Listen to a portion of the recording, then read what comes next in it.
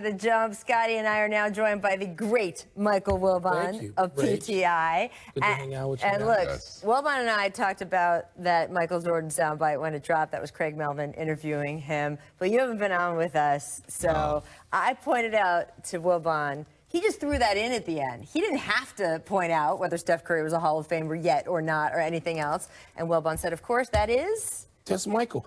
But the other guys are in the Hall of Fame already. That's what he was saying. I'm running with Hall of Famers, and Steph will get here. What did you think of Michael just throwing that in at the end? Well, I mean, he stated a fact. You know, we're not saying that Steph won't be in the Hall of Fame at the end of his career, but it's fact. He's not a Hall of Famer, and what Michael said is basically, I'm going with the guys who I know I can win with. Well, the guys he knows he can win with, not shockingly, when asked to pick from the all-time list ever, he starts with Scottie Pippen. He added in Magic Johnson, Worthy, Hakeem. Would you guys substitute Steph for anyone on this list? You're not substituting anybody for Magic. He won 6 titles with Scottie. There was going to be somebody from North Carolina on that group. I mean, look, you could have thought Michael might have said Larry. I mean, another dream team, another dream team guy. And you know I know how much he respects Hakeem. So there's no real surprise, is there? No, I don't see any surprises. I mean, I tell you, a guy to get overlooked on this list a lot is James Worthy.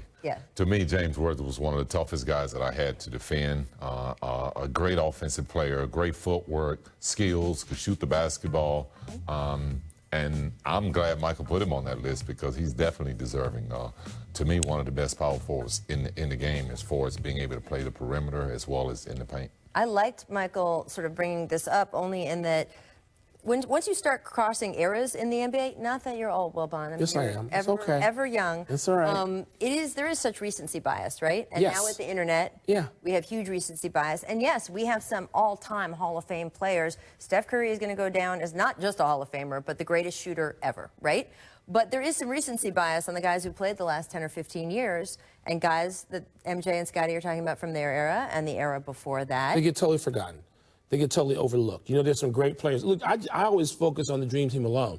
You could have Chris Mullin on there, right? I mean, Chris didn't have NBA championships, but obviously that's Michael wiped out. Michael and Scotty wiped out a whole generation of guys.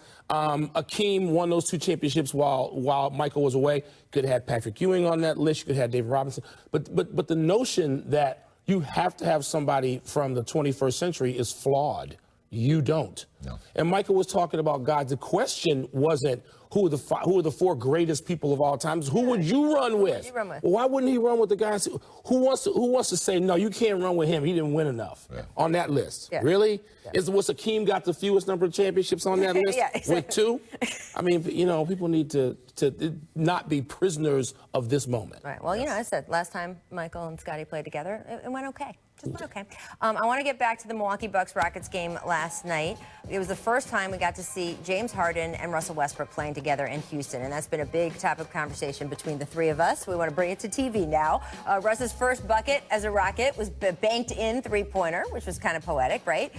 We also saw a heated exchange between Russ and James on the sidelines later in the first quarter. Now, afterward, both guys said, we already warned you this is going to happen on the court. It doesn't mean there's a division between us. This is how we talk about basketball. We've been friends since we were kids. Do you think it's a big deal?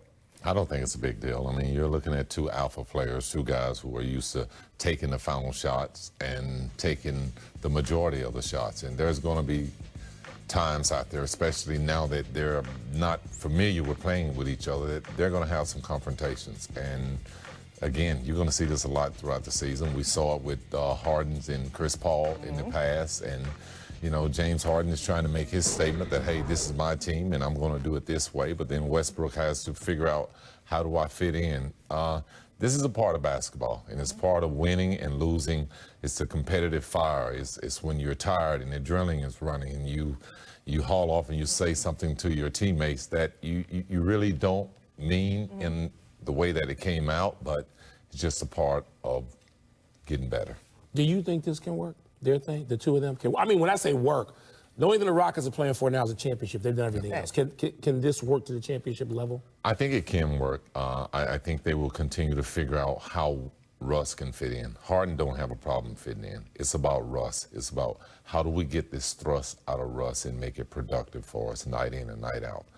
James Harden is going to be our half-court guy. He's going to help us to execute, and he's going to be our go-to guy. But that's not fitting for a guy like Russell Westbrook when James Harden has the ball, because he's not a spot-up shooter. And we've seen last year how he almost went into the tank trying to shoot the three ball. I dealt with that situation going to Houston the year that I went there. They wanted me to be a three-point shooter and watch Hakeem and Charles post up. And I was never familiar with or comfortable playing that role of being a spot-up three-point shooter.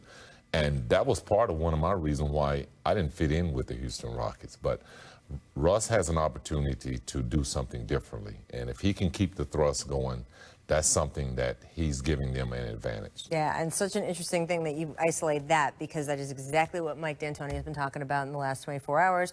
One thing he talked about was Russ's speed. He's like 6 seconds or less, baby. We're going to use him to push up the pace. And there's a time in the life of this contract that Houston has with Russell Westbrook. His athleticism will not be what it is now or what it has been. That is just the nature of this deal and how long it ranges. So use it now. I mean, knee surgeries he's had already. Now, but he's still got it now. He does, but when you have that many knee surgeries, I mean, you know that it takes a toll on you. Age, wear, tear, as we get to the point with even the greatest players. And Russell Westbrook will go down already if he doesn't play another moment as one of the great players in NBA history. But, man, I mean, when your legs have that kind of wear and tear, can you do that? It's not whether you can do it in November. Can you do it in May and June when you have to play that way against a younger team, a team with defense like the Los Angeles Clippers? Can you do it then? Everybody is going to be measured against that defense. We're going to talk a little bit more about all this stuff in the next segment. So right now, just head over to the ESPN app. You can find out which version of LeBron is the best version of LeBron. It's like a little thing you can play and scoot around. There's plenty of great options from LeBron's 17-year career. Producer Steve says it's 2011 Heat LeBron, so you all can argue with him. And again, we got a lot more with Wilbon and Pippen after this break, so just hang out.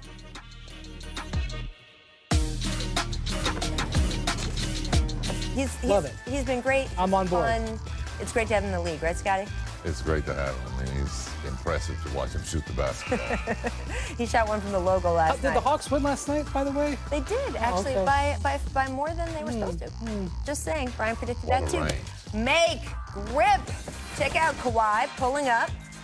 Does a little one-handed pump fake here. Scotty, I believe we've seen this before with a teammate of yours. Yes, I've seen that a few times. And there we go.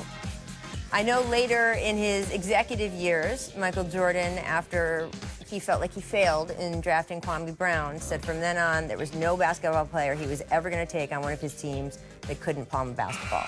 It would be the thing that would be the dividing line. Well, Kawhi can palm it with probably 2 hands, or 2 fingers. Right. 2 basketballs. That's right. Yeah, he carried the ball around like a satchel. Miss Subtlety. So the Rockets have rolled out a red carpet, literally, for their player arrivals, with the photographers, the whole thing. ESPN reporter Stefano Fusaro says it's for the first 3 games, but then it will be throughout the season on weekend games. Should it be at every game if you have Russell Westbrook on your team, Brian? Well, I guess Russ and James can do whatever they want. I like the red carpet. There's a song about that. I like the red carpet. I don't know if we need the DJ. I mean, it's doing too much. Scotty, can you imagine this getting to this level back in your day? That is crazy. I would like to know what Patrick Ewing would have done with this. How about Rodman? Oh my God. Well, he would have been fine. He'd have come in a wedding dress. Mo Harkless throwing down a pair of dunks yesterday, and he paid tribute. Little head tap Clippers. Brian, you think he's going to catch on with this year's Clipper team? I would advise it not to. Now, I covered Darius. I like Darius. I like Quentin, but they call themselves the Knuckleheads for a reason on their podcast. Let's leave that in the 2000 era. That's my advice. What do you think, Scotty? I'm going to have to go with Brian on this. Let's leave that one behind. And move forward. Let's move forward. We're trying to win the title now. Yeah. Different We're not going to be Clippers knuckleheads. Team. Clippers have enough slogans and stuff going on as it is. Miss boxing out. John Collins cleans up the miss with the 2-handed flush. He is so fun to watch. And we thought this was a little Blake Griffin, right? That Look how high he here. is. While Blake Griffin was watching him, you see? These jump producers, they've got layers, right? Yeah. Boom. Remember that? Yeah. Unfortunately, John, when he tried to jump over the plane. Y'all are so mean. But You don't have to freeze. I love John Collins and I love the Hawks. I don't know if you heard me say that. If you want to get ahead of the game, it's usually me who brings up the airplane. guess and what? then I says, will "But buy we your love it." Hawks stock if you want to sell it. Man, that dunk was I like that. That's a great phenomenal. Phenomenal. All right, we now have to turn our attention to one of our favorite shows within a show here at The Jump. Oh. Because there was an emergency episode of Sons of Anarchy that dropped unexpectedly yesterday. And look, it began with the stars of this show riding high like they hadn't felt in an untold number of years. The Suns people sat atop the West after opening night following their win, their 29-point differential. It was amazing. The series looked like it was going to take off. And then it all came crashing down as day turned into night because center DeAndre Ayton, it was revealed, had been suspended for 25 games for violating the NBA's anti-drug policy. Ayton tested positive for a diuretic, which can act as a masking agent for banned PEDs. Now, Ayton apologized in a statement saying that he had ingested something unintentionally. The Players Union plans to appeal the suspension. They believe the penalty could be reduced, rescinded even.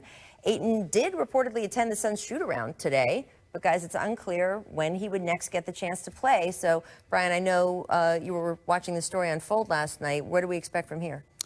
I expect him to play December 17th at the end of his 25-game suspension. The Suns put out a statement which left no ambiguity. They basically said it was unacceptable and did not. It did to me sound like they accepted.